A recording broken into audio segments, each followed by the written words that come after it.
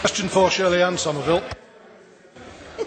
I ask the First Minister whether the Scottish Government has studied the report by the Institute of Fiscal Studies on the United Kingdom's projected public finances and its impact on the case for Scotland becoming responsible for all taxation and spending in Scotland. First Minister.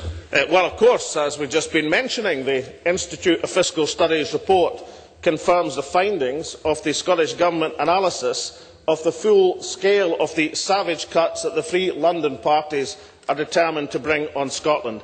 The Scottish Government analysis shows that under current plans we could see real terms cuts of between £22 billion and £35 billion in Scottish public spending over the next 15 years if any of the three London parties have their way. And in fairness to the Liberal Democrats, I should point out that they did conceal 75% of the cuts during this election campaign, but according to the Institute of Fiscal Studies, the Labour Party have been concealing 87% of the cuts, and the Tories 82% of their cuts.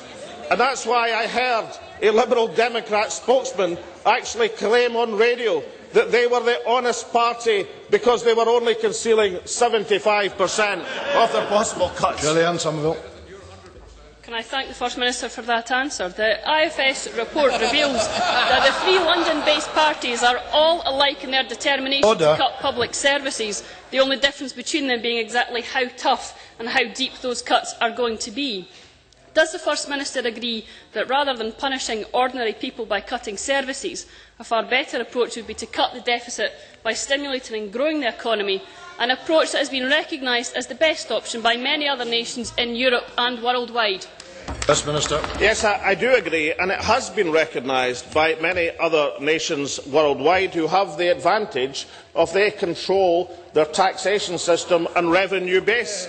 But it is not just many other nations who recognise this. I mentioned earlier that Scotland's leading business person recognises this in the Herald today.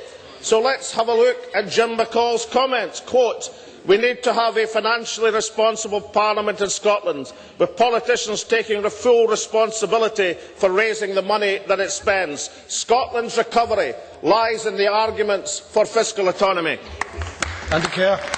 Would the First Minister not recognise that the real cuts that are taking place under his government with ever-increasing budget is the 2,500 teachers who have lost their jobs, the 1,000 classroom assistants who have lost their jobs, and of course the cuts agenda is one made here in Scotland by the First Minister?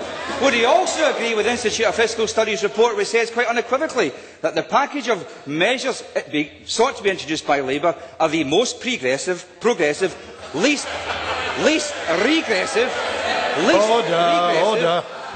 regressive, and their impact on hard-working Scottish families is the most attractive package available in what are very difficult circumstances, which the SNP have completely failed to address in any terms whatsoever? I am sure the people of Scotland have taken careful note. We do not have to worry about Labour's cuts because they are progressive cuts that the Labour Party are planning. It was Andy Kerr who denied that Scotland's budget was being cut by £500 million. It was Andy Kerr who claimed, when institutes of economics put forward the view that substantial cuts were coming, that they could not be forecast. And now that the Institute of Fiscal Studies has put the nail on Labour's coffin in trying to conceal the cuts, Andy Kerr says we do not have to mind because they are going to be progressive cuts. Little wonder that Dennis Canavan is endorsing the Scottish National Party candidate.